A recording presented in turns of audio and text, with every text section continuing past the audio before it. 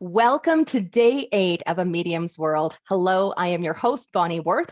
I am thrilled to have you here. Each and every one of my guests throughout this series has been sharing their stories, their light, their journeys, and I really appreciate the vulnerability that each and every one has brought to the table for our conversations.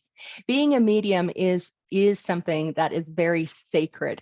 I truly believe that as we continue to honor ourselves as mediums, as we honor our capacities to connect with the spirit world, that it actually increases our frequency and energy for and in support of continued service. I want to always say that I want to have fun. We all want to enjoy the work that we're doing, and so I invite all the time that we need to enjoy this work, but it is also very sacred and is something that needs to be respected, and it's something that truly requires it to be honored as well. And I find the more that we respect our connection with the spirit world, the more that respect is returned to us, whether that be in our direct communication and in our relationship with the other side, or whether that is an increase of respect for the work we do as mediums from our communities or the greater world around us. So it's beautiful, in how it just plays out and how the universe orchestrates everything for us. So before we go into our conversation here with Ashley this evening, I'm going to bring us all together in a unified field and connection here so that we may truly indulge and enjoy this sacred time that we have in this moment. So I'm going to just invite you to close your eyes, take a really deep breath. We always start with breath. We always, we began life with breath, the inhale and the exhale. And often throughout our day, we're so busy, we don't even think about our breath, what we're breathing in, or even what we're breathing out. But as we become aware of our breath, as we begin to close out and close down the outside world, our breath begins to take us into this sacred, holy space inside of us. We begin to relax. Our nervous system begins to steady. It's like hitting a giant pause button on all of the distractions. A giant pause button on the overwhelm, the chaos.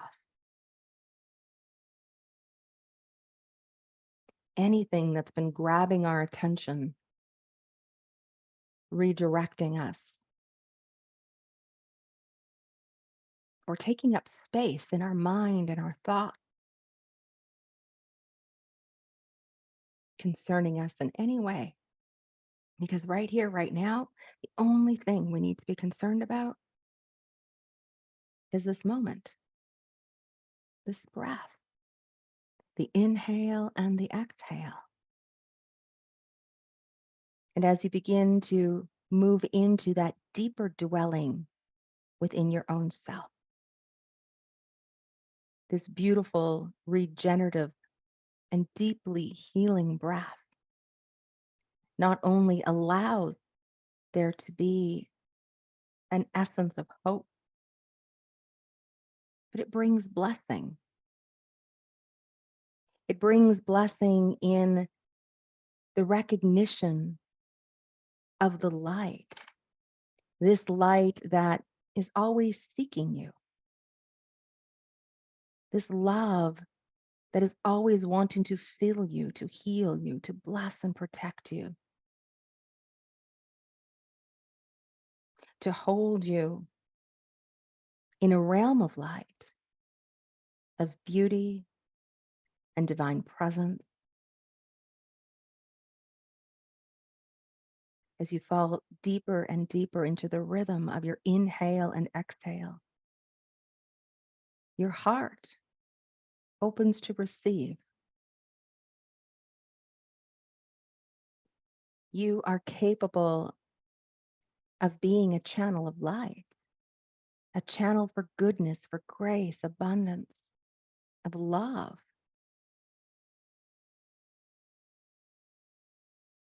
this same light that offers you blessing, fulfillment, and healing, that when you are willing to receive, allows you to express the language of light into the world. As you breathe, inhaling and exhaling, this light is holding you in a loving way. This inner dwelling space is a soft place to fall. And it's in moments of stillness like this that we learn how to receive not only how to receive the spirit world,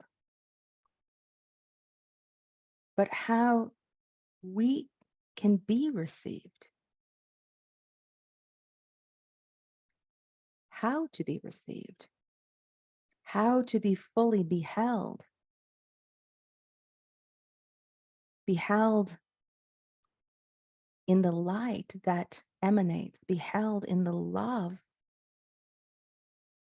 and the truth and the divinity of that you and me and all truly are. To be held in this infinite expression of unconditional love. To be so loved. And as we breathe and allow ourselves to be held and to be loved, we become a true receiver of the spirit world, a true receiver of love, the nurturer, the protector of the heart. And it's from this space deep within that we begin to recognize the generosity of the universe in all of the ways in which it provides for us. As we give, as we serve, as we heal,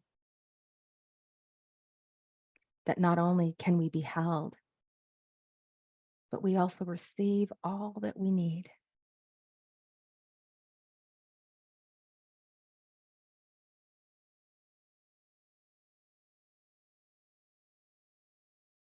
So just pause here. Breathe here. Be held here.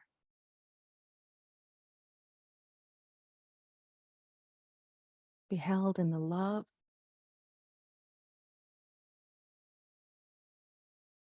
in hope,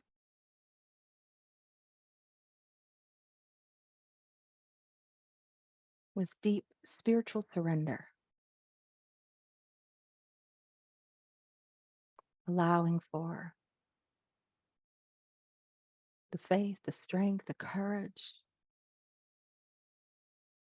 to continue forward on our path, no matter where it may be taking us.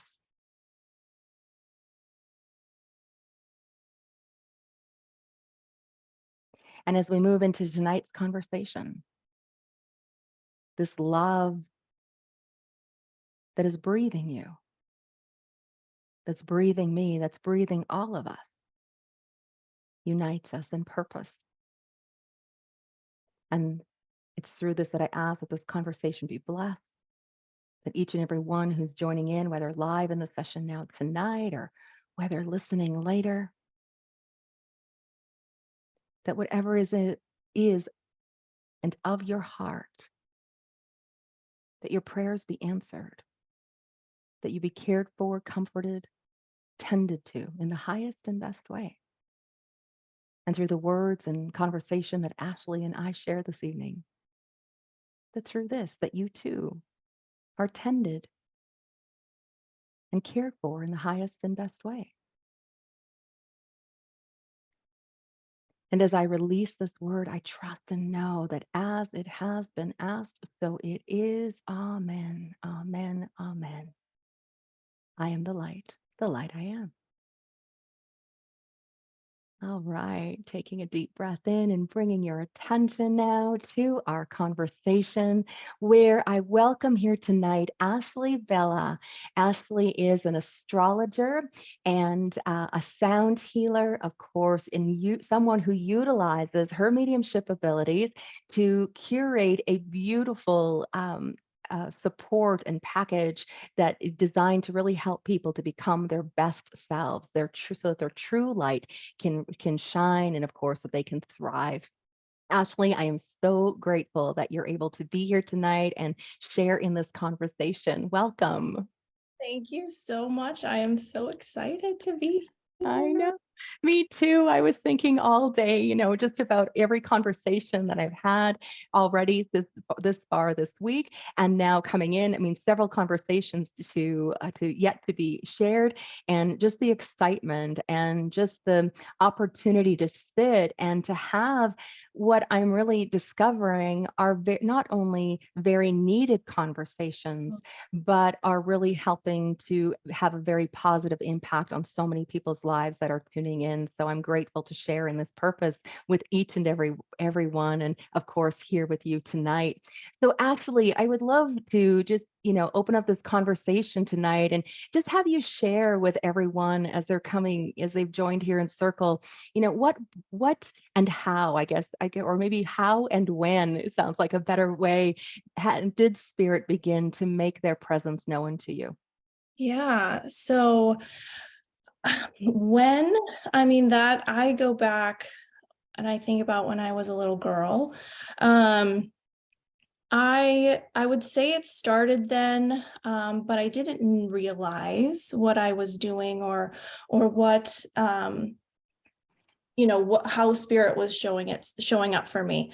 I didn't have a lot of like woo woo around me. We weren't a very, religious family growing up, but I remember when I was a little girl, I had a lot of imaginary Mhm. friends. I also remember, and I didn't know what I was doing. I remember inviting spirit to come with me and do things. I remember Mhm. calling on spirit.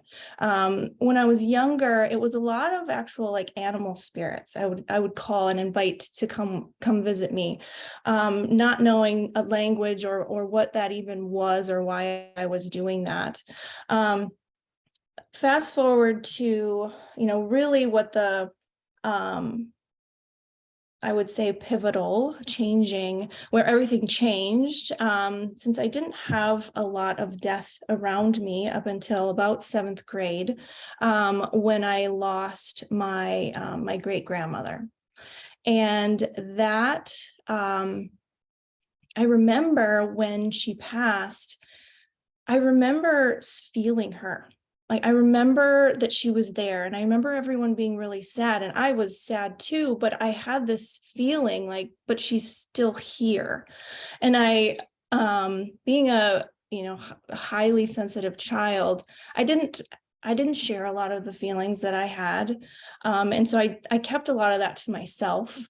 But I remember when we went to the funeral home and they asked, do you want to go downstairs in the morgue and see grandma? And I was like, but she's not there. She's why would I, that's not her. Why would I go see her? And so that kind of started, that was my first real dive into dealing with death.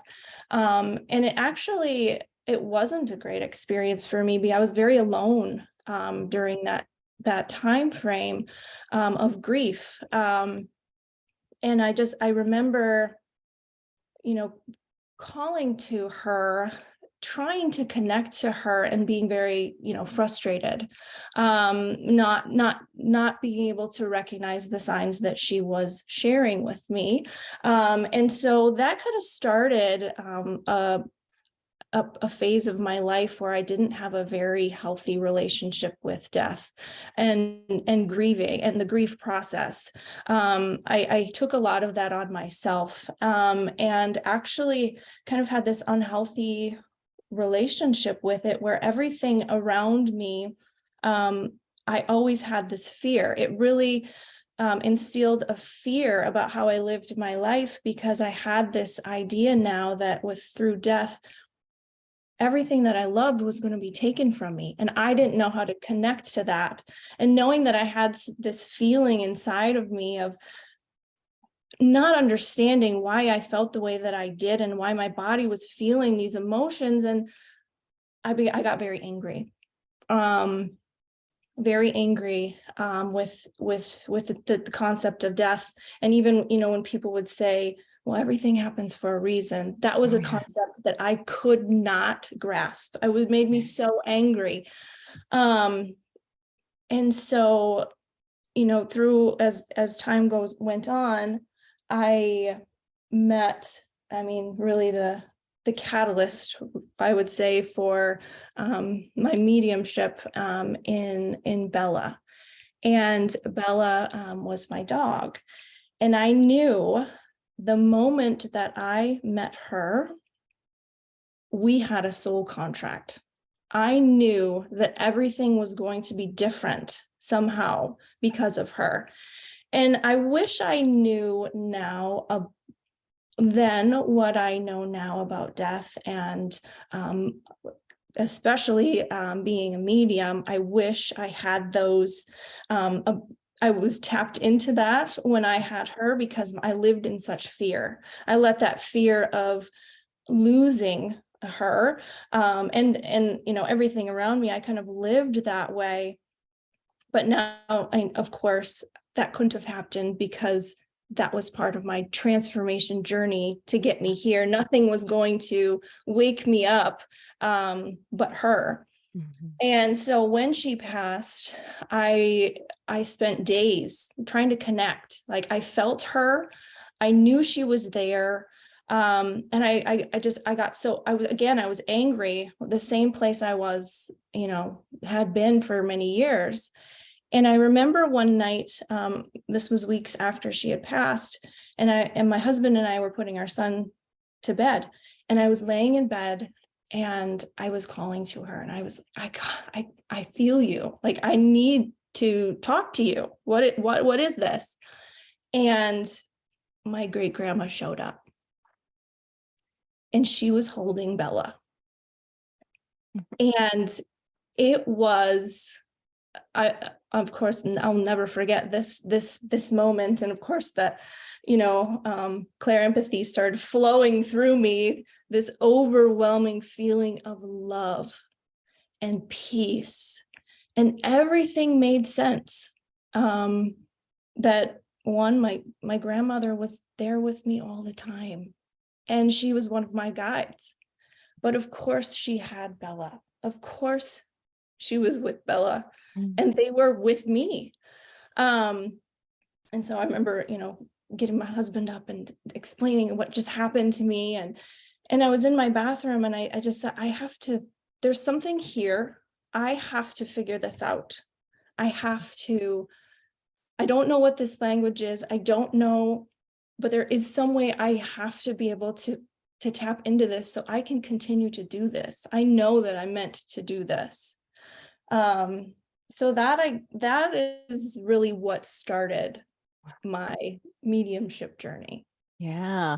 Oh my gosh. It's just, everything, to have such a profound experience with your grandmother, at that early age, and then to have her show up all those years later still, it's just such a demonstration, as you shared, of just how our loved ones are with us, that they, even though they've changed from a physical to non-physical state, they're still very connected and available. And I love how you just really felt like there's got to be something more to this in that moment. And you just like, I need this to happen, which really, became, as you said, this whole realization of a deeper call inside of you.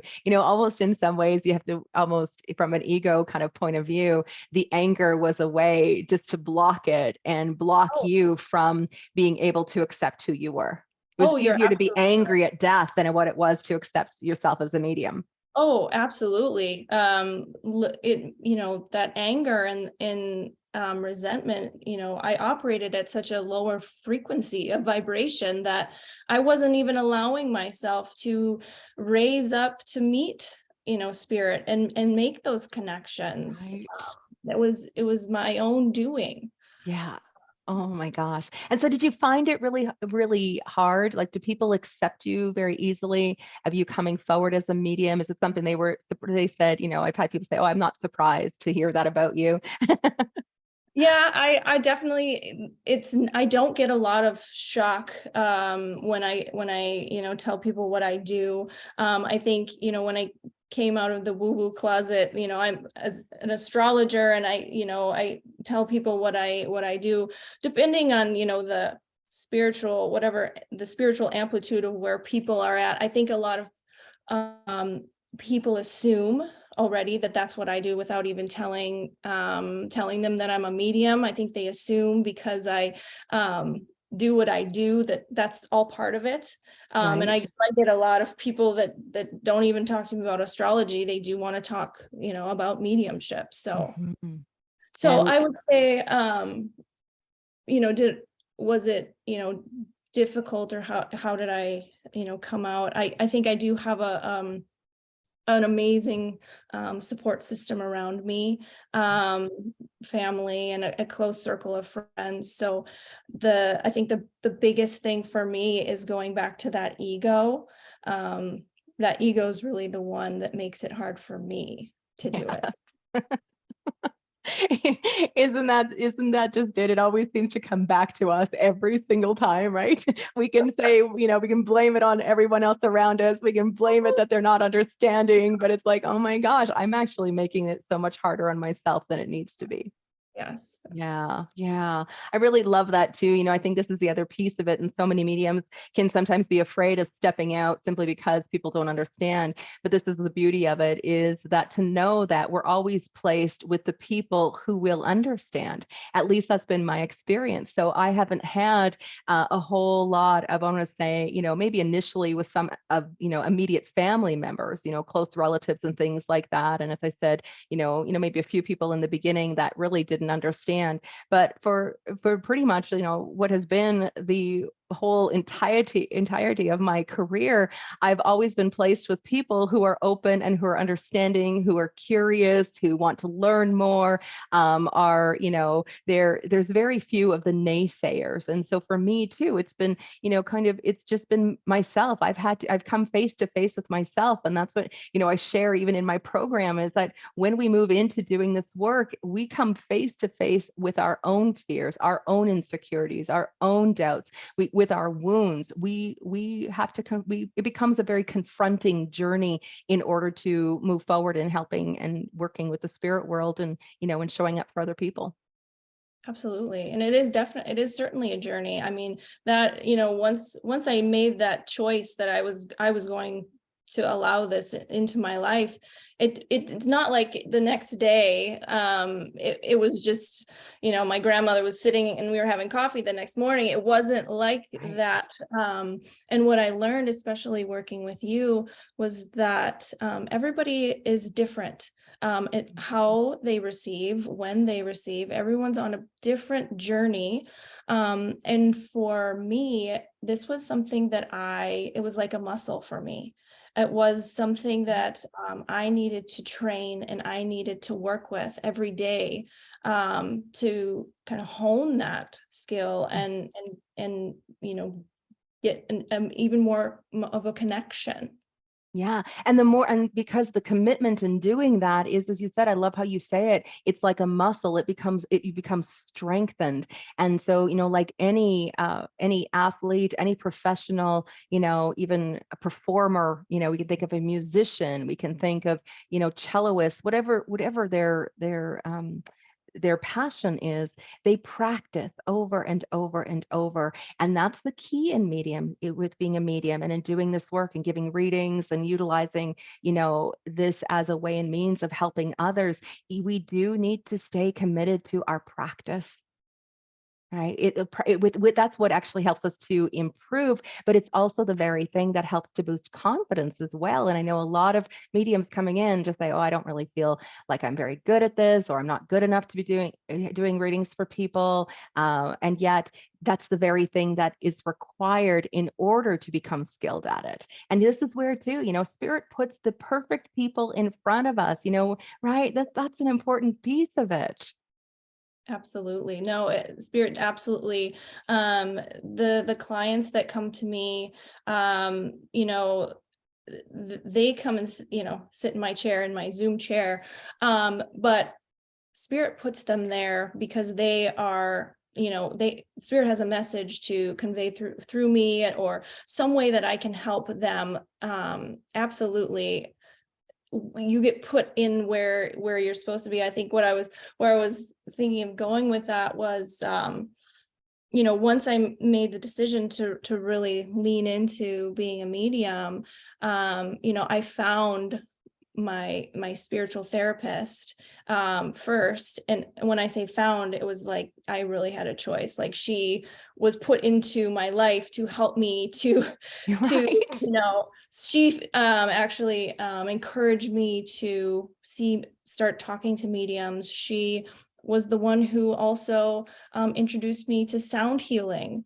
And so, yeah, spirit puts exactly the right people where they need to. Right. The people that we require in support of helping us and doing our healing, even our own self-realizations to some of these, what we feel like, even for yourself, you say, even in sound healing, that becomes these modalities that we begin to utilize for ourselves on our healing journey, that then become instrumental in what we feel called in helping others as well, because we start seeing the benefits, the results of what's taking place. And it's like we want nothing more than to help people in these exact same ways.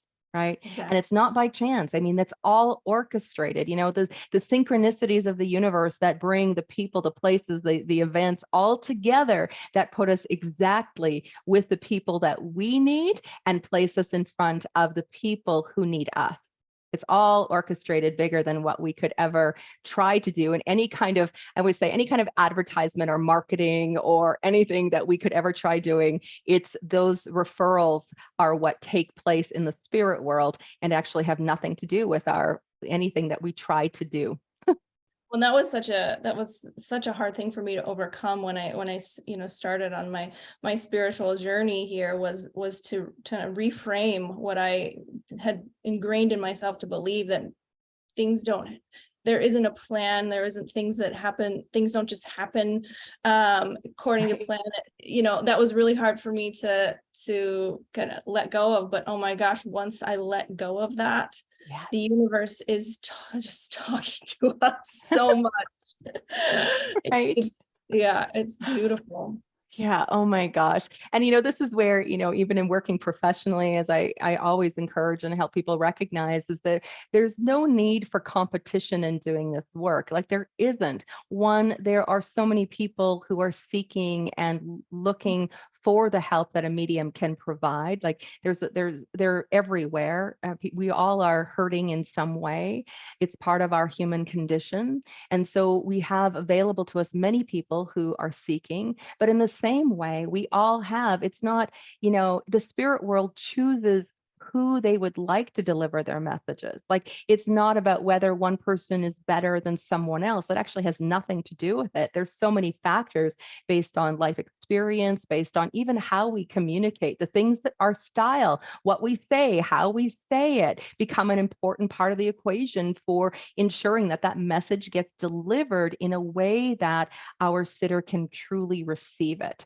And so there are many mediums, and there, as I always say, and you opened with this where you said everyone is so unique in their style and what they do, but in who we serve is not for us to really determine. We can begin to work with the universe to define, the types of clients or where our passions lie.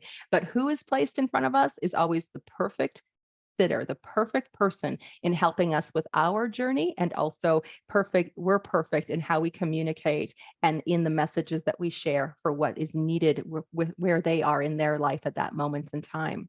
Absolutely. Yeah. Yeah, yeah. So, Ashley, is there a special story or something either professionally or, I mean, personally, you shared such a beautiful story of your grandmother, but now since you've been working professionally, is there something that stands out to you where you just like, it just solidified everything for you? Um, I mean, I get amazed daily on the things that happen, and the messages that come through. I think what I find absolutely just so beautiful and uplifting, not only for those who are in session with me, but even just for myself. And it's in the littlest, most subtle things that can make such a difference in someone's life, that I get to shine the light and be the one carrying that light for someone else. Um, I'm thinking about a client that just recently had. I meet such magical people, and when our session, I was gathering that, he had a lot of potential.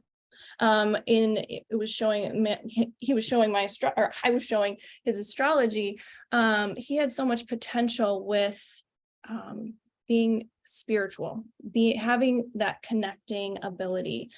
And as I was talking to him, his grandma came, and it wasn't that she wanted me to let him know that, she was there.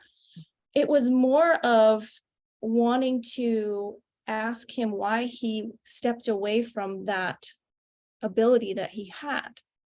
And she wanted him to step back into that so that she could talk to him. So it wasn't even that she wanted me to deliver any message. It was more of just me holding up a mirror for him to see in himself of something that he already knew he could do and something that he kind of forgot about. And so, during our session, I said, I feel like, you have this, this really deep connection with someone with your past. Can you tell me, do you have a grandparent that you were really connected to? And, yes, my grandma, when she was alive, she was medium, and she would hide it from everyone. And she never knew that I knew that she was a medium. And his grandma was like, well, yeah, I did know that. But, and so, and he's like, yeah. And when I used to, receive a lot of messages, and I used to do, you know, do readings for people. And he said, I just, life got in the way, and I don't know why I stopped. I don't know why I walked away from that. And I was like, maybe you should lean back into that. So it Yeah. wasn't, it wasn't even about, delivering a message. It was more just, being a light and direction for someone so that Mhm. they could have their connection. Oh my gosh, that's a beautiful story, Ashley. And it's a perfect example of, what I share is that we can utilize our connection with the spirit world to receive information to direct any job that we're doing. Like they can inform us, help us, give us some insight, direct questions of inquiry, just like his grandmother did, without us needing to divulge the source of where we're getting it. Right. And I think that's a beautiful example of how to kind of mesh those two worlds. It wasn't that you needed to give the direct message. You were still giving the message, but in a Right. way that was helping him into his own self-realization. And I'll do that before any session that I have. I always invite spirit for my own self and whoever if there's a message that needs to be delivered of love, of kindness that person needs to hear. I invite that into the reading. Not that I would, make a connection between for my sitter and the spirit realm, but just to help them navigate and Navigate it. hear the words that they need to hear in that moment, to lift any burden that they're carrying, or just Mhm. to get back on track or find the direction that they were always supposed to be in. Oh my gosh, that's beautiful because that's it. And, I look at the work that I do, as well. I mean, outside of just doing readings, it's like invoking and calling upon spirit to be present, to help, to give me the words words to guide me, direct me in what is most needed for this individual. Highlight that for me where I can utilize, that connection, but I utilize that for everything, even when I'm dealing with, in conversations with family members, or I'm going, shopping, or whatever it is. I'm always inviting them to be with me and helping to guide and to support whatever I'm doing. And again, no matter, this is what's such a beautiful example of this, because no matter what, your day-to-day job, as I say, it's more important that you can admit to yourself that you're a medium and utilize your connection to the spirit world to help you with all aspects of life, including the job. Like I've trained and worked with, and helped a lot of nurses and lawyers and even school like the maintenance people, janitorial staff, where they are mediums who are showing up in these places, and how can I help the people that are just around me? Even teachers come and they're saying, I'm getting messages from my children's grandparents and parents, and what do I do with this? Well, talk to the parent. The parent's going, talk to that spirit. They'll help you in nurturing the child. They'll help you, right? So they don't even have to deliver a message. Right. Right. Exactly. Yeah. Exactly. So beautiful, Ashley. Oh my gosh. And so um what do you think has been your biggest challenge? I know you mentioned earlier your ego, but what do you think, has it been that based on that ego, has it been a lot of fear? Has it been a lot of insecurity within yourself? Or what is it for you? Or was it, I should say? I think, it's a daily practice, because the ego is always there, but it is what I have, instilled in my daily practice is, checking in and asking, okay, is this fear from my ego, or is this coming from my soul? And usually, just asking that question, my soul knows what we're doing, Right. and then in that knowing, I can, quietly say, okay, ego, like, step aside, let's let's not steal the show here. And so it's very important to me to start my day with intention, end my day with intention, and just, make sure that I am leading from that soul space, because that's where I raise that's how I raise my vibration when I'm Yes. connected to the soul. My soul is leading, and if I get distracted, distracted with the day to day, I can kind of start to feel that connection kind of soften. And so it's very important for me to have that daily intention, meditation, sound sessions, to where I really ground myself in, okay, and I am asking and intending that today, that I am leading with my soul, so that I am available to be that clear channel for who needs me during that day, or whatever I'm going into, that I'm operating from that Mm. position. Yeah, that's so beautiful. And this really brings into, as you said, these practices that you instilled within your own day life that allows you to, show up from a deeper space inside of yourself, or that bigger being. I always say the angel that exists inside of all of us, where we can invoke and call upon that being to take presence and showing up, and it ripples into all areas of our life in support of that. And this is what I love about you and each of the speakers coming forward into these conversations, is it's not just about, talking about these things that are important and need to be done, or the advice or recommendations. This is a lived, and this is a walking through, this is a commitment and a lived experience. And it's there where there is no separation from the spiritual or the physical. There's no separation, because it's so intertwined, and it's really being held in a state of one that says, I can't operate and live my life without the nurturing of my own spirit, and of working with spirit to show up in my life. It comes back to, and I'm sure you heard me speak earlier about that holistic triangle. It's like where spirit is first, where spirit is nurtured first, the mind and the body follow. Exactly. Right. Yeah. so beautiful, Ashley. So, what advice do you have for mediums who maybe are really hesitant in, stepping into? I know there's so many that I talk to that are, would love to do this work, and we're just, but they're maybe they're insecure, they're afraid, they really struggle. What advice would you have for them to just kind of lean into this, just like you did? Yeah. I mean, talk to your mediums, talk to um, your astrologers, make those connections. You're not alone. There, Right. call Bonnie. Um, you're not alone. And it's okay to have that fear.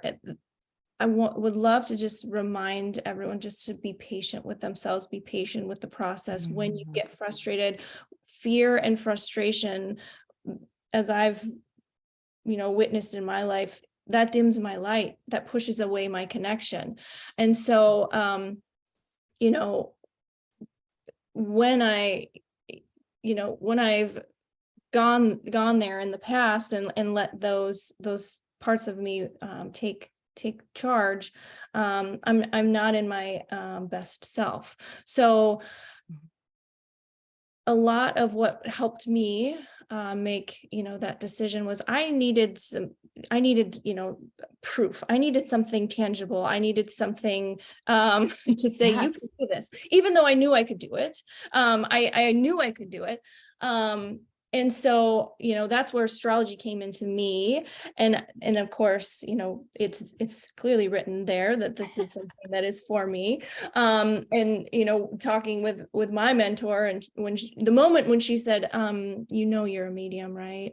And I was like, yeah, I do. She's like, you need to talk to Bonnie. Or I think that was like in October, and I think you and I started working with you in November. I was like, yes, Right. I know, I needed to hear that. I just so if you are, questioning it, Mhm. I would not, don't keep it to yourself. You're not alone.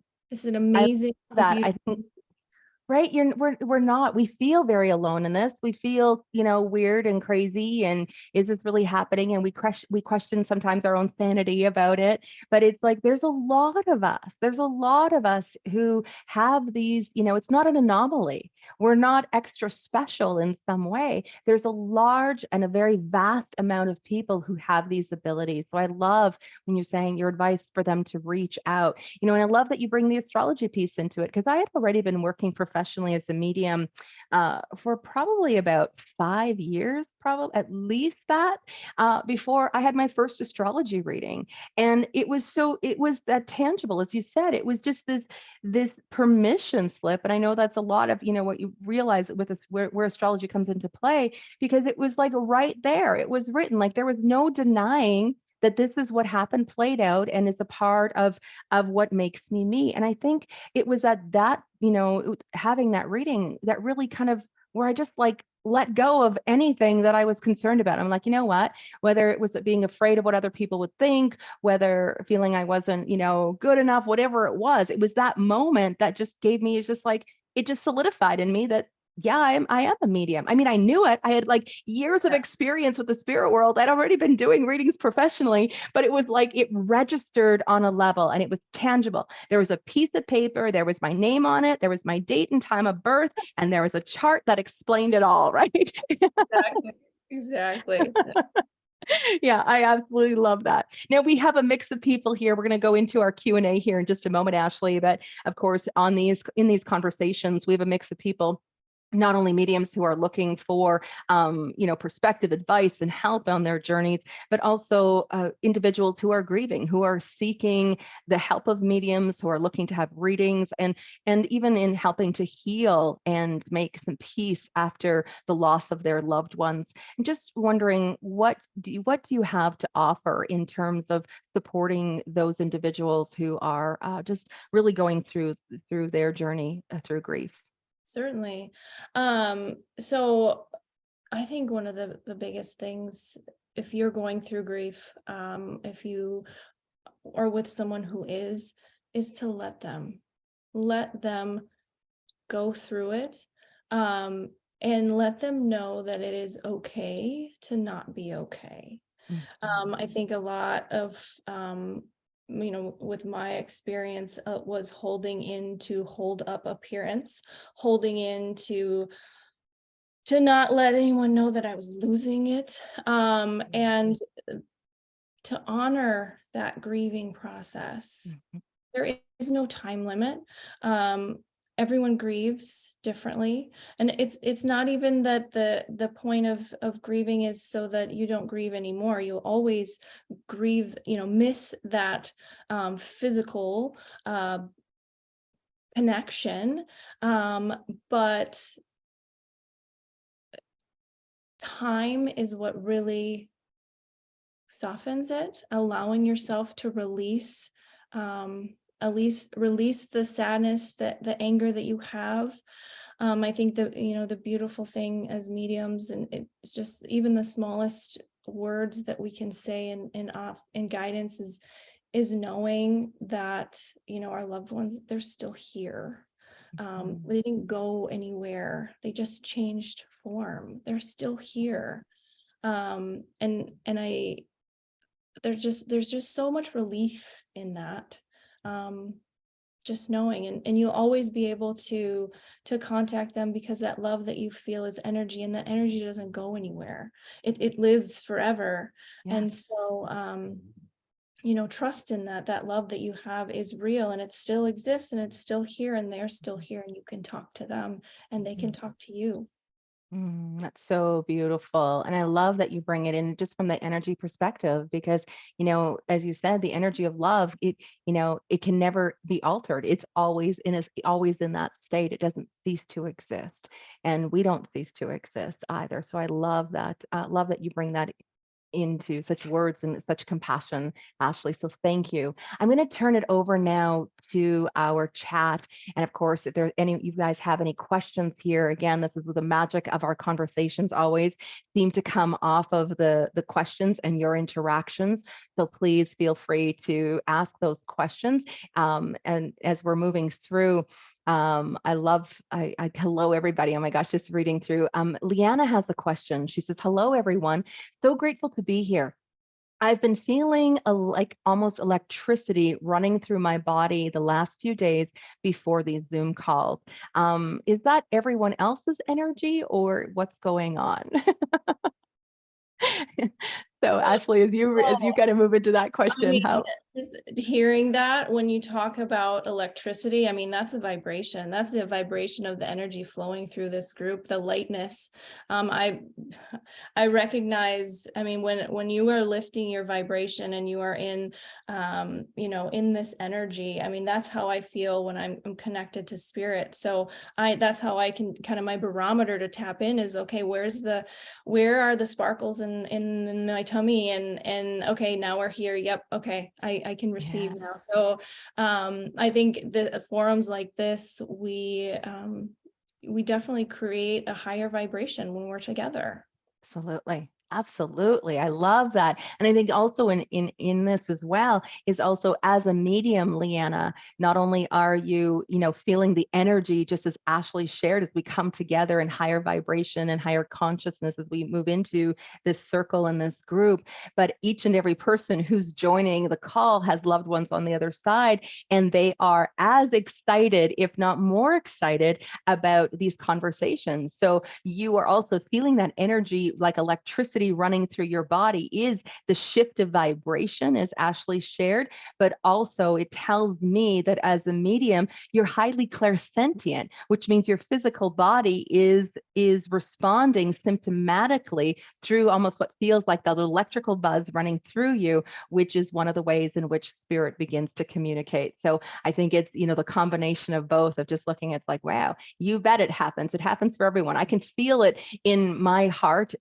chakra as I'm coming forward. Like it's almost like my excitement is not in my belly. My excitement is in my heart, and my heart is just like beating, and I can just feel it almost coming out of my chest as I prepare and come into these calls. It's like, oh, like just to catch the breath because of the love, because of the enthusiasm, and of course the combination and heightened vibration. So yeah, such a great question, Leanna. Thank you for asking. Faith is saying she totally gets it, as an empath, she goes through all of that as well. Also I just have Jay. Jay is saying how amazing sound healing is.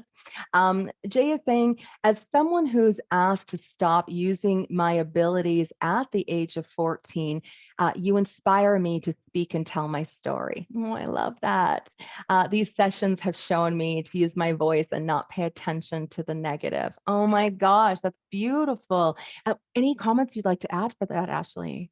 I mean, just coming from that soul space, how freeing is that, just to give yourself back that permission to take that back and own what you know and what is inside of you. That's you. That was a gift given to you, and no one can take that away from you. So that's so liberating to know, that it is your free will and your choice, and no one can take that away from you. Yeah. And, I really, Jay, I really can resonate with what you're saying, working so hard to stop this from happening. I know for myself, I really tried to conform and to fit in and pretend. And I was like Ashley as well, where I didn't tell anyone. This was all something internal that I was holding, because at the times when I maybe did share, it was, I was scorned or I was rejected or something happened that it just, made me hold on to and keep this and hold it inside of myself. Well, in the meantime, it was this inner battle that was going on, and it, that denying myself. I was denying myself of myself the whole time. And so I love that these sessions are opening it up, and just, again, this permission for you just to, as Ashley said, just to be that light and to be in your truth and to speak it and just hold yourself and your connection to the spirit world as this holy, sacred way of living your life. That I always think, what people always, judge mediumship as if it's not normal. I actually think it's abnormal if you're not experiencing this. Like, I think that's where the problem is. So just know, Jay, that you have available to you the most majestic, most holy, most wonderful, sacred connection. And so I really, yes, I encourage you. And I'm glad these sessions are inspiring you. And I really, really encourage you to continue just to give yourself permission to let yourself just be who you are. There's always going to be people who are going to get you, and there'll be people who don't. There'll be people who love you, and there'll be people who don't. And so, you know what? We just focus on the people who love us. Like Ashley said too, she relies on her circle, that immediate circle around her, to support her in doing this work. And it's the same thing for me as well. I concentrate and focus on the people who do love and support me. Absolutely. Yeah. Yeah. All right. So beautiful. Kilkenny says, hi, Ashley. Lovely sharing. As an astrologer, what key aspects of a chart do you look at to identify or confirm mediumship? Pluto, Neptune, are there specific placements? Time and time again, in seeing people's charts who have psychic abilities, she happens to say she has Pluto conjunct the sun. So hello, little Miss Medium, right? That'd be one of them. That would be definitely one of them. Talk about transformation. I think I have some favorites. The 12th house, the spiritual house, such a magical place. Planets there really, let us know and speak to how we can connect to that. Neptune is another very, very prominent placement. There's so many factors that go into that, though, as far as like who they're interacting with. It's hard to say, without seeing it in real form. But definitely the 12th house. Pluto conjunct your sun or moon, or Jupiter in there too. Jupiter expands everything. Yes. Anything that the most benevolent planet. So if Jupiter is sitting next to or around those magical positions, I mean, there's definitely a doorway, a portal there. Mm-hmm. And Yeah. even just looking, just backing that up, even just sometimes looking at the elements in the chart as well. Again, we look at water element, and that's one of the first places where I always, as I begin to, work with my coaching clients and I, work with my students, I always like to say, okay, first off, where do the elements sit? Because for that, it really indicates what kind of medium that they are. And so someone who has, he has 4 or 5 planets in water, even a grand trine in water is going to tell me immediately, like, okay, they have connection to the other side. Someone who has, 4 or 5 planets in air, that's already saying, oh my gosh, they are communicators between heaven and earth. So we can look at it even from an elemental standpoint where some of those things begin to get highlighted. But then, as Ashley said, there's so many different placements within the chart that begin to kind of show it. And it's written there. There's, when you sit down with an astrologer like Ashley, or even any wonderful astrologer that's out there, and you start to understand yourself at that level, it becomes easier and easier for you to accept yourself as a medium, because there's like, that's the proof in the pudding. Well, I'm so glad you brought that up too, the elements. So that was something when you and I were working together, Yeah. that it was like all the lights came on when you were covering the elements, and we started talking about water. And I think I remember I was like, Bonnie, are you reading this is this for me specifically? Because I think this on paper is me right here. Yeah. It's such a beautiful connection of how all of everything is connected. Another tangible thing for me that I Right. needed. Oh, I see. And I love that because, and again, when I look at it, I mean, astrology is a part of my level 1 program. And of course, we really dive into it more even in level 3, where we get into, the moon and Mercury and how we communicate. And I use it from a perspective of a medium's communication style, of how it is that the spirit world communicates with them to help. Just as Ashley said, it was like, oh my gosh, this is everything that I experience. This is everything that I go through. So just being able to understand that, not only from an energy perspective, but from this elemental, reflection as well. I mean, there's these things that happen where you just can't deny that this is real. The spirit world is very, very real for a medium. Yes. Yeah, such a great question, Kilkenny. Thank you so much. Great question. From Charlene. Charlene says, thank you, Ashley. That was really beautiful. Can anyone learn to connect with loved ones in spirit? Yes, absolutely. Yes. It's not a secret. This is not a secret. We all have this. It's a gift. It's born with us. And I think it's something, we're born with it. We forget. It's conditioned out of us. It's not mainstream. Unfortunately, it's not, the language isn't I wish it was. I surely wish I had all this information when I was younger Right. and growing up. I mean, so much heartache and so much questioning and wondering and pondering could have been all answered, had this been something that was more available. So absolutely. Yeah. Absolutely, I agree. And we look at it in two kind of different ways. And one, we look at mediums who are what I refer to as being a natural born medium. So it's something that is very natural. There's a heightened connection with the spirit world already. It's we all have the innate ability to be able to connect with loved ones on the other side. It's our birthright too. We're all programmed with all of those faculties in which to, communicate. We are energy beings. We have a spirit. So it only makes sense that one spirit should be able to talk to another spirit. I always say that it's not really rocket science, but we look at it in terms of there are natural born, so we come forward with having an innate skill at this. But then there are the mediums who I refer to as being the learned or awakened medium, which is where at some point in your life you come in and all of a sudden you're waking up to the spirit world, to the sensitivity, to their presence. And as even the planet, as we're moving and shifting in higher consciousness, even globally, there's an increase of the energy fields that are making the pathways easier and easier for us to communicate with the other side. It's like there's no denying our spiritual self. And especially in this universal year 7, this is all about helping us to really understand who we are as the spiritual self and how we interact in the physical world. And with it, know that as this increases, the potency and connection for the other side does as well. And it's because it's available for everyone, not just a select few. You know, we're not special. As I always say, I'm not special because I communicate with the spirit world. I just happen to be skilled at it. That's it. That's all. Okay. So yeah, such a great question. Oh my gosh, such a great question. All right. So Becky coming forward. Becky saying, good evening. I love astrology. Is there, if there is some uncertainty over the time of birth, whether it be at 4:35 in the morning versus 4:35 in the afternoon, is there a way to work with the birth time out so that it doesn't change her time too drastically?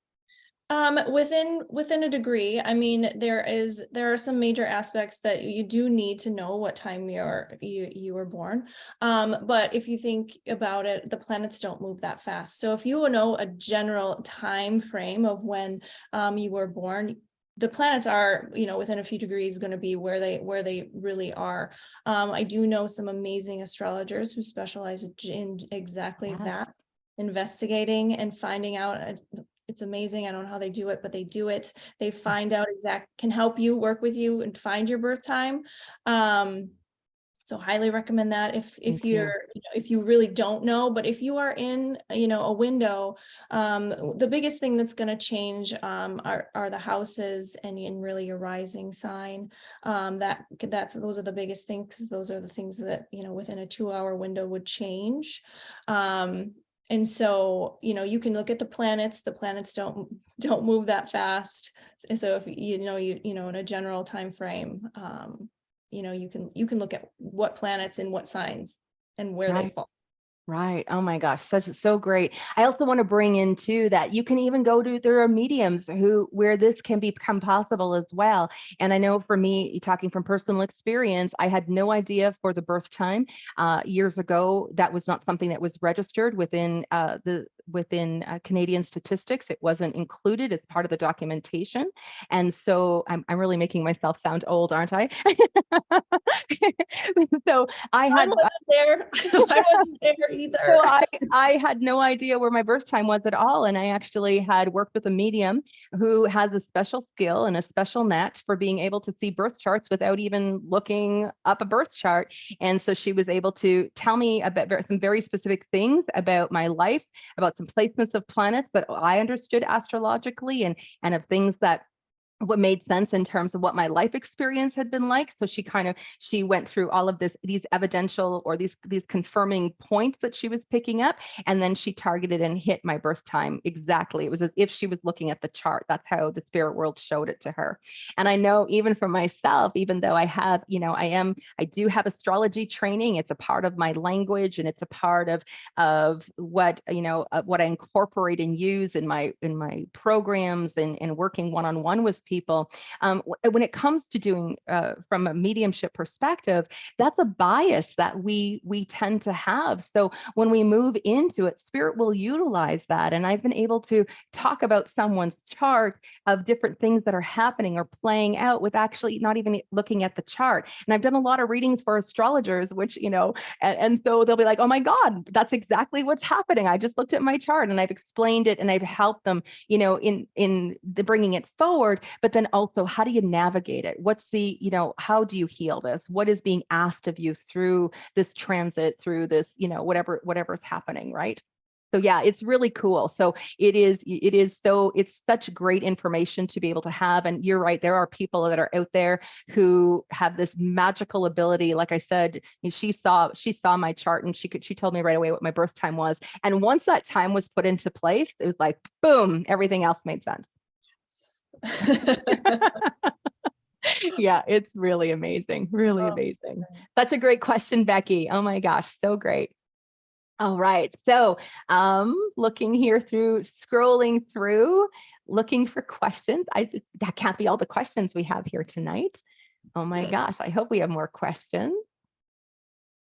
If we don't, oh my gosh, this might be a little shorter of an evening here tonight, but I'm just going to give you a moment. Ashley, anything else that you would just like to maybe offer in terms of mediumship, in terms of, other encouraging words you have, anything else? Will we wait to see if there's any more questions being asked here?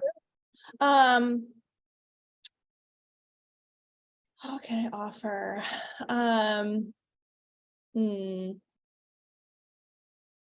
Gosh. I don't know. I think I covered a lot. Yeah, yeah. Anything pops in. That's fine. I kind of put you on the spot. We've got questions coming in though, so that's good. Let's go back to the chat. I'll let you pause. And if there's something comes to mind, and I know Spirit will often show us stuff too, like once we start talking. So if anything comes that you would like to share, please feel free to do that at any time. So Susan is asking, how do you combine mediumship, sound, and astrology? Oh, it is. Let me tell you. So as part of what I do,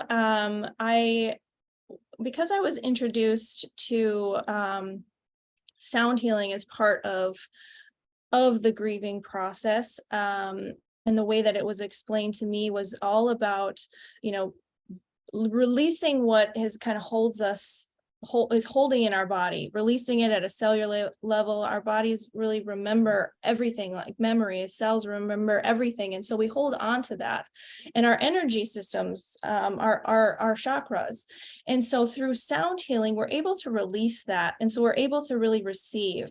And so what I found is that when I do readings, if I incorporate sound with astrology, it's an amazing way to really open someone up to receive the information that comes through their chart.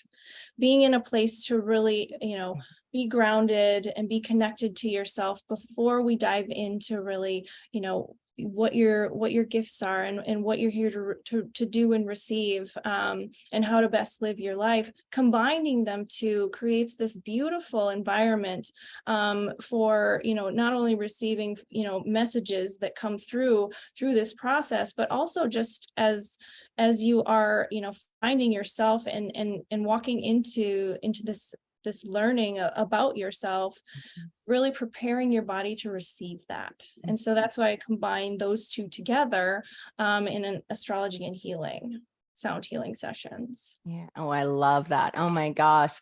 And I know for myself as a medium, when I look at it, I do sound healing as well in my personal healing sessions. And so for me, it's a little bit different, in the sense that I generally open up and I begin, I work through, I would say high frequencies of energies through what is focused intention and prayer. And I do a lot of channeling and downloads of healing that come through in that. And often as I'm receiving guidance for them from their angels, their loved ones may be coming through. They're also receiving these healing frequencies from Creator in the process. There'll be times when I'll be guided to tone, and I use toning, and toning allows for what are some of I always see it almost like slow moving or molasses like energy of what's looking to be released from someone's energy field, of what's looking to move, that being able to tone through that density allows that flow, or allows it to be released quicker and with more ease.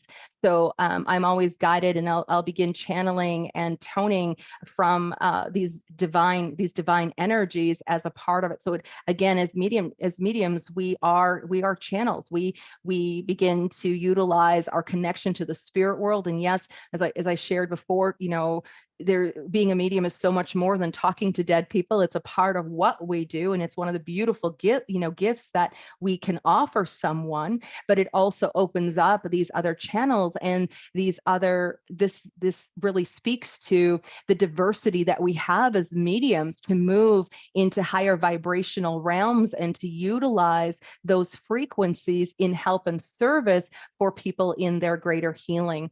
And I remember the first time I started toning with a client of mine. She had never heard me tone before, and she freaked right out. She was like, "Oh my God, what are you doing? What are you doing?"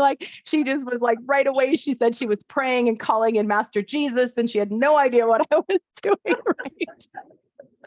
I'm like, oh my gosh, that's sound healing. It's just And really it's so transformational, but in the same way it helps to shift the energy field, and it puts an individual in a place of being able to receive, whether receive the reading as Ashley does, which is so beautiful, or to even receive the healing that's taking place. Yeah, such a good question, Susan. Oh my gosh, wonderful. This kind of answers Shelby's question, but if there's anything you would like to add, Ashley, Shelby's asking, can you explain more about the sound healing and how it works? And I think you explained it quite well, but is there anything you feel you'd like to add? I think I would just like to add that, having that healing modality, and going through that, it's such a beautiful way, to really connect with, if you're not sure what, if you're looking for guidance, if you're not sure what's going on, our bodies are our instrument, our bodies are how we receive, and tuning that, clearing away any of that unwanted energy or blockages that we may be carrying with us. It's really liberating, and it helps us, to really navigate where we need to go, what we need to release, and what needs to come in.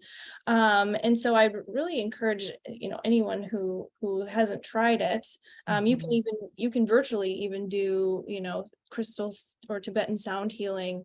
I encourage everyone just to try it. I agree. Oh my gosh, I really agree, because there's something that takes place, and as Ashley shared, it happens at the cellular level, and you can't help but feel better, feel the relief, feel a shift that takes place in you, even though you might not even understand what actually just happened. It's really very, very powerful. And when we look at it, we understanding that we have our physical body, but we also have an energy body that's about us as well too. And in the energy body, or the subtle body system, there are many different layers of that hold non-beneficial energies. And so we can get tangled up, on an emotional, on a physical energy, but on an emotional, a mental, within the etheric body, as we move through some of the astral body, all of these energy fields that can almost get contaminants in them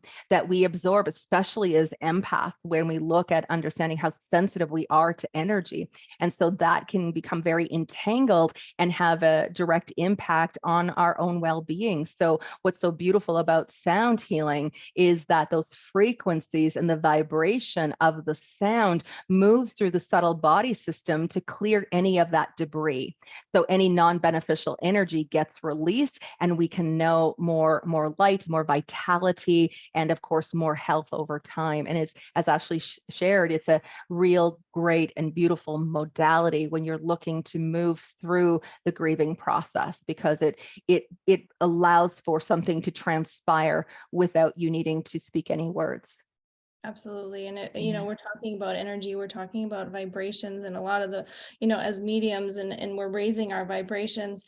If, I feel stuck, or I feel like I can't, I'm having difficulty, whether I, haven't really been taking care of myself, or I felt a little bit of a disconnect from my spiritual connection, vibrationally clearing out, anything that I'm carrying that's not mine, is a great way as a medium, just to Yeah. keep myself healthy. The other, all the other things that we do to, eating right and drinking lots of water, and getting lots of rest, but also, like, how do you move? We take on so much, especially as a Yes. water heavy empath. I take, that's how I receive, is through my body, and so, that vibration really helps me to really cleanse and just restore balance. and Mhm. and I have to be in that space to be able to receive. So it's a great way as a medium too, just to make sure that I am, as pure as I can be, going Yeah. into anything that I need to do. So beautiful. Oh my gosh, so beautiful. All right, Daniela is asking, you spoke about connecting to immense love. Can you talk more about how to connect to that? I think that immense love, um so that, clear empathy, that Yes, feeling, that feeling. Yes. um that immense love that I received from my grandmother and Bella, when I first was, given that vision. um that is that is something I look for now. Like that feeling isn't of this this realm. It's something that when I am when I do meet a spirit, it's a feeling, that love on that side comes to me. I do want to, with that, and the reason that I say I search for that and I do receive that level, that feeling, is I'm very particular with my boundaries on what I'm willing to receive. I As a medium, there are definitely things that I don't want to feel or experience, but that love is one of them, and it's something that I call in and that I look for, and as I'm able to raise my vibration and connect with the spirit realm, that's something that I'm open to. Yes. I love that you brought up the boundaries, because that's a piece of it, right? We can actually ask for that to be a part of the experience for us during our sessions. We can ask to dial things down. We can ask to dial things up. We ultimately are always within authority of the experiences we'd like to have as mediums. On another note there, Daniela, something else that is very beneficial is if we are not willing to feel in our, our emotions in our day-to-day life. As I shared earlier on the calls, what we do in our physical world has a direct bearing and impact on what translates or plays out in our experiences with spirit as well. So if you're looking to feel this overwhelming sense of love and to really connect with it, then it really becomes this need for us to be very vigilant and allowing ourselves to feel the variance of emotions that we feel as human beings, and not suppressing it. Because if we're suppressing our emotions and suppressing how we're feeling, we're actually creating a block or a congestion in that field, in the pathway between the physical and the non-physical world. So the more that we can express our feelings, so expressing how we truly feel, it's not necessarily, when we say speak our truth or express how we feel, means that we're doing it to other people. So finding outlets, as far as being able to journal, and a lot of people are afraid to journal their emotions because they don't want anybody reading it. So the answer to that is just buy yourself a coiled book of pages and don't censor yourself. Let yourself write, express it, get that energy out of you, because if that energy is in there, it's going to limit the amount of that love energy you're going to be able to receive. So you want to look at ways to be able to express the emotional body in a healthy way, because the emotional body really is what dictates our vibration as mediums, and it dictates what we're able to receive and to what capacity we can receive it.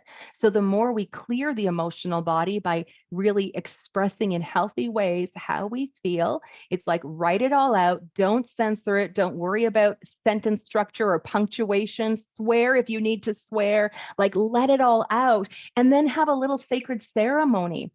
Do it in terms of just by placing your hand on your heart and set it. Fire is all about transformation. So taking these words and this pain and this unexpressed emotion, and I don't want to say we can look at it as negative emotion, but you can do this with positive emotion as well. Let that move through you, because as you do that and have the ceremony, put it through fire. So in a fire pit, or I always will sometimes I have a can that I put in my kitchen sink, and I tear up the paper, set it on fire, let it burn, and then I pour water over it right away, right? So my fire alarms aren't going and sprinklers aren't starting off in my condo or at home. Or the other thing too is you can even utilize a paper shredder in that same exact way. Don't keep it. And the reason I say don't keep it is because those pages hold the energy. And so even having those journals and those pages in our homes actually lowers the vibration of our home and has effect on our own personal vibration as well. So you want to be able to express it, and you want to be able to release it. I always say putting it through the paper shredder, lighting it on fire is the way to let go and let God, which means it's clearing out of your field and it's no longer entangled. And when you can release that, you can receive that love in a higher frequency and degree. I love Okay, so that. anything, yeah. Oh my gosh. And it's so, you know what, even, I would say, go out in the middle of nowhere and yell and scream if you have to, like whatever, have a temper tantrum. We get to complain. I think that's one of the greatest misconceptions about being spiritual is that we're just supposed to always be in a state of gratitude. Yes, gratitude is great, but we need to process this other human emotion that we feel and about our own experiences of our life.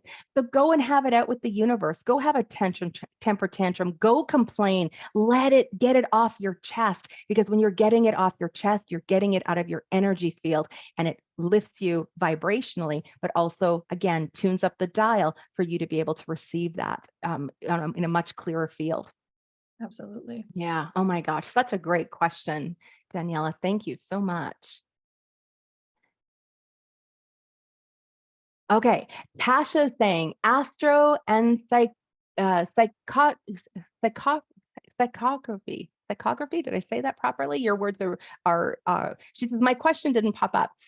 Any words about astro and cartography? There we go. Now it makes sense for me. Cartography. It's like, yes, exactly. Cartography. I wasn't understanding because she said cartography and then she went psycho and then there was pinch on and I was a little bit confused.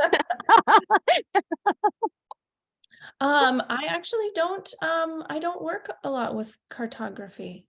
No. Technology. I haven't really explored that. I'm not the expert in that. Yeah, it's something, it really intrigues me. Tasha, not anything that I'm familiar with either in terms of my own experience and in terms of doing it. But here again, ask your guides, ask your angels, ask your loved ones in spirit to take you forward. Like if you're interested in learning it, so you want to take me forward to the teacher or the mentor who can help me, or if you're interested in a reading, ask for that person to be brought forward to you. And again, pay attention to the synchronicities, because it's going to be uncanny how those individuals begin to show up for you. I'm really sorry that we're not able to answer that here this evening. All right.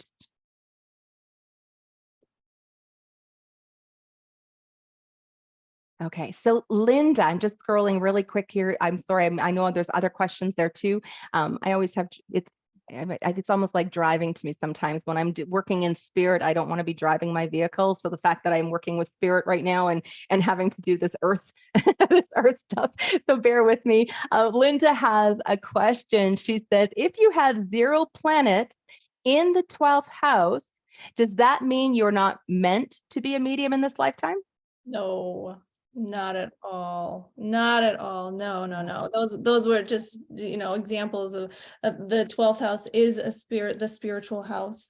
But there's so many more indicators, that we can look at that would signify or, start the question of, is that something that, you should pursue? Yeah, thank you for that, because there's so much that makes us who we are. And this is, again, whether we've had an astrology reading or you haven't had an astrology reading, this is where, again, just really trusting that you are a medium. Trust those experiences you're having. They're undeniable. The evidential pieces, the phenomena that plays out around you. That's where, I went for years, and, not only, before I started working professionally, but I worked many years professionally, relying and trusting just simply on that connection first, before astrology proved it to me that I was actually a medium. So, this isn't, if they're missing in the 12th house, again, as Ashley said, no, there's other things that could signify that you have these abilities. But here, more than anything, trust what you've already experienced with spirit to prove that you're a medium. Yeah, even me with that, having that clear direction that astrology gave me, it was that trust that I needed to then go really validate with and let it be to myself to let me know, yes, I am actually a medium. It didn't have to really do with my chart. That was wonderful, and I needed that too. But it is really, really important to trust. I think that's one of the biggest takeaways for me was learning how to trust, and that, paying attention, listening. That was something that I just over and over I was told, by the universe, by God, does listen. You have to listen and trust. And that was, if you think it is something, it is something. If you Yeah. think that you are connecting with your aunt, you are connecting with your aunt. And it's trusting in those little signs that, the synchronicities, are a language. It is being, it is for you to trust that that's what that is. Yeah. Oh, I love that. I love it. Is a language. It truly is the language of spirit. And so in many different ways and forms, they begin to help to confirm their presence with us. And so trust is the biggest factor. So, we look at this from, one of the things again in the program, I talk about the spiritual energy centers and how our spiritual energy centers really govern our soul senses and our receptivity as mediums. And we look at, trust is held within the root. It is being able to trust in ourselves as a medium, trust that in spirit, trust in our connection, trusting in the universe. And so if we've had an experience where maybe we've trusted our intuition and we've been hurt in some way from it, it'll register as an energy of distrust. And that distrust actually registers in the third eye. Like it's actually what creates the obstruction. So in order to heal that, again, we look at, where sound healing is so great. A lot of the modalities that are out there, the Reiki healers, things like that, looking at letting those energy centers begin to find some health and alignment is also going to help to increase that level of trust as well. You excuse me, sneezing now. That's always a sign when I'm speaking truth. Excuse me. Oh my goodness. All right. So Kilkenny has a question here. Can you do sound healing for oneself by simply setting the intention and putting on shamanic drumming or mantras, and it's for it to be as equal to working with a healing practitioner? I think that probably depends on, what you're seeking and what you're working through. I think, that's one of the things that I do kind of on a day today as I'm working, is having, drumming or mantras, kind of just going in the background just to really kind of distract my active mind, so that I can just be present in my body and in what I'm doing, so that I'm available to receive. um I I don't think that would be, going. I don't think it totally would replace going to someone, but it's definitely would be helpful. I always say when we go to someone, to another healer, there we can self heal. So yes, I agree. As Ashley said, I'm that person as well who always has it in the background going, because it's always a sustaining a vibration in my home, and a vibration that helps me to sustain my vibration, right? So we have this energetic responsibility to ourselves and to the people that live in our home, etc. However, with it, it's also we can set the intention for it. There's two things that come up here, Kilkenny. And one of them is sometimes we hold the belief on an unconscious level, and a belief that says that it's not possible to heal ourselves. And if we have a belief that's running or overriding the conscious mind, what happens there is that we won't receive the totality of the healing that may be available if we're doing it on our own. So it almost blocks it, simply because it's as I said, it's an override system. And so, we can look, there's many ways, I know in my program, we kind of look at the belief systems. I give a great process to begin to shift what's playing out at the unconscious level, so that the conscious mind and the subconscious mind can be working in tandem for the benefit of this work that we feel called to do. Then the other part of this equation is sometimes it's very helpful, very, very helpful to go to a practitioner, because often, they act more as an observer to our energy field, or an observer to us, as opposed to being so involved or emotionally connected with what needs to be cleared or healed. And so it just find a trusted practitioner, or someone that you really can allow yourself just to be cared for. There's something beautiful in and nurturing in allowing someone to tend to our needs as well. So yes, you can set the intention. It can be as profound and beautiful, and highly recommend that you do that. And also, sometimes give yourself permission to go and be cared for, because again, these practitioners are able to see things that sometimes we can't see for ourselves. And that includes even readings. We have availability to do this. We can sit down and do astrology readings. We can connect with the spirit world. We can receive guidance from our angels and guides. But it's so wonderful to go and have an observer to us, another medium, or having someone else do the reading, because they articulate it in a way that it might hit us and make sense. Because sometimes when we're doing readings for ourselves, our ego's getting involved, and we're jumping to conclusions, and we're becoming attached to certain things, and it becomes a little bit of an entangled mess. So it's always great to be able to go and have someone else do a reading. 100% agree. Yeah. Yes. Oh my gosh.